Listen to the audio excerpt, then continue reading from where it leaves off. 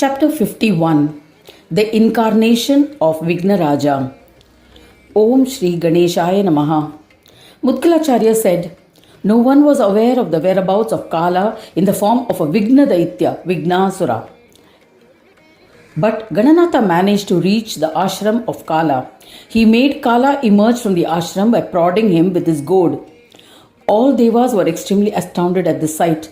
At that time, without heeding to the presence of Gajanana, Mahakala became invisible and assumed the form of fire. Agni enveloped the three worlds. Gajanana, filled with wrath towards Vignasura, assumed the destructive form of wind. Thereafter, Kala blended into and hid in the space principle, and the vile Vignasura absorbed the Vayu form of Gananatha. It was as if Mahakal, hidden in the sky, had assumed the form of ether, the Akash.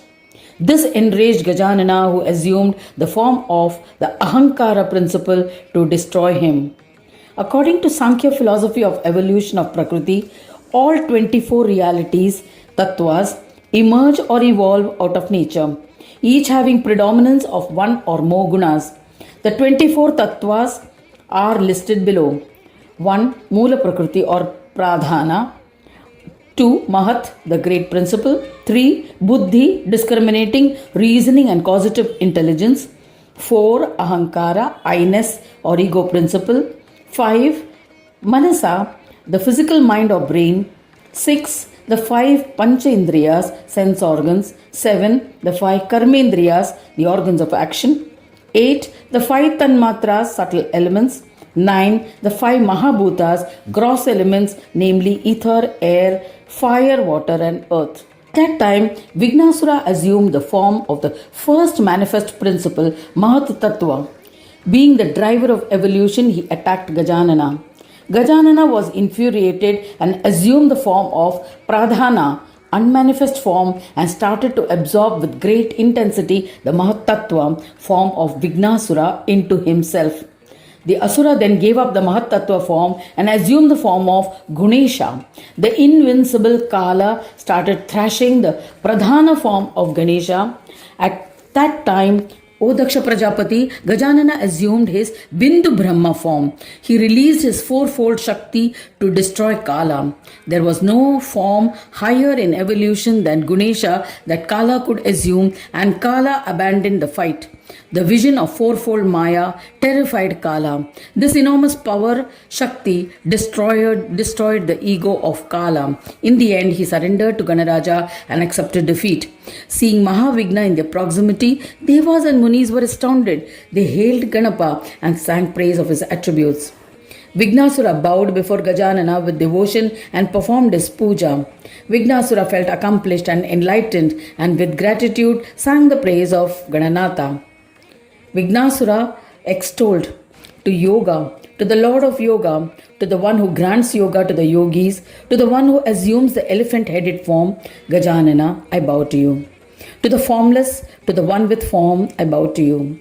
To the one who is undifferentiated, to the Lord of all differences, I bow to you.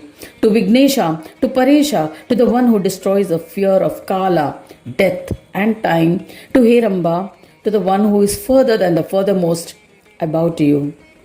To the one without a beginning, to the one without a protector, to the one who is the first cause, to the Lord of devotees, to the one who grants what the devotee desires, I bow to you. To the one who resides in Swananda, to the one whose flag has an emblem of a mouse, I bow to you. To the one who is mounted on a mouse, to Dundi Raja, I bow to you. To the one who is without a beginning, middle and end, to the one who is the embodiment of the beginning, middle and end, to the one who is worshipped by all, to Gajavaktra, I bow to you. To the one who is a form of Siddhi and Buddhi, to the one who bestows Siddhi and Buddhi, to the consort of Siddhi and Buddhi, to Mahodara, I bow to you. To the one whose form is beyond the unfathomable Maya, to the one whose form forever bestows peace, to the one who cannot be expressed by speech or comprehended by intellect, to the one who assumes an Amsha form which can be comprehended by the mind and expressed by speech, I bow to you. O Heramba, I have committed grave transgressions in ignorance. Please forgive me. Redeem me, O merciful one. O Lord of Devas, grant a superior boon. O Gajanana, I have just comprehended your true form. You defeated me as you are the embodiment of yoga, jnana or knowledge. Jnana is not subject to infancy, adolescence, aging and death. Jnana is a Shakti or power which cannot be destroyed. You are the drivers of all events. You are the only one who has a power to be victorious over Kala. I consider myself blessed by the darshan of your holy lotus feet. Mahavigna extolled Gajanana in this manner and bowed respectfully. Gajanana, the bestower of all, lifted him up and said, "The stotra that you have composed will prove to be a bestower of all desires to the one who reads or listens to it. Such a devotee will be freed from the fear of Kala, time or death. I will grant fulfillment of all their desires. This stotra will augment a devotee's love for me. It will be conducive to meditation. I was enraged and was definitely going to kill you. But now that you have surrendered, I am not going to kill you and ask what you desire." Mahakala said to him, "Grant me steadfast devotion to you. Please accept me as your servant and let me live in your proximity. O Brahmesha, Lord of Brahmas, assign me duties and I shall perform them with sincerity and regularity. Please assign a place for me to live and a source of my livelihood. I shall always reside there. O Gajanana, let my name precede your name. Grant that my name be associated as the bestower of all siddhis and yogic peace." Ganaraja, who is the protector of his devotees, recognized that the devotee's mind had become purified. He replied to his profound devotee, "O pure devotee, you shall hold steadfast devotion to me. You will always acquire whatever you wish. You will remain in my proximity as my Gana and will be endowed with prowess. You will be designated as Mahavigna, and many Vignas will be under your command as your soldiers. I shall be acclaimed by the name Vignaraja, the bestower of all siddhis. This name begins with your name. This name will grant fulfillment of all desires and ascend to the position of Brahma.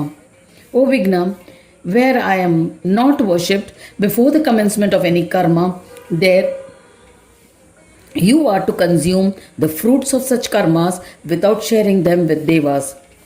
When Suras, Shiva, Vishnu, Munis, Seshnag, human beings, and all living beings become proud and egoistic, then in all these circumstances, O Asura, you can certainly consume the rewards of their karmas and make them suffer. You should specially protect those who are devoted to me and keep them free of obstacles." Granting these boons, the powerful Gajanana disappeared. Vignasura and all his Vignas, obstacles, became tranquil. Devas and Munis returned to their own abodes. O Prajapati, Parshva and his wife fainted. Ganesha manifested in their hearts and said to them, "O respected father, I shall be established in your hearts in the form of Chintamani. You can continue to see me there. Perform puja of my idol and meditate on me in your hearts, and you shall forever be happy. There's no doubt about it. When you remember me, O dear parents, before commencing any important work, you shall see me and attain yogic peace by only meditation." Saying this, Ganesha, who had manifested in the hearts, disappeared.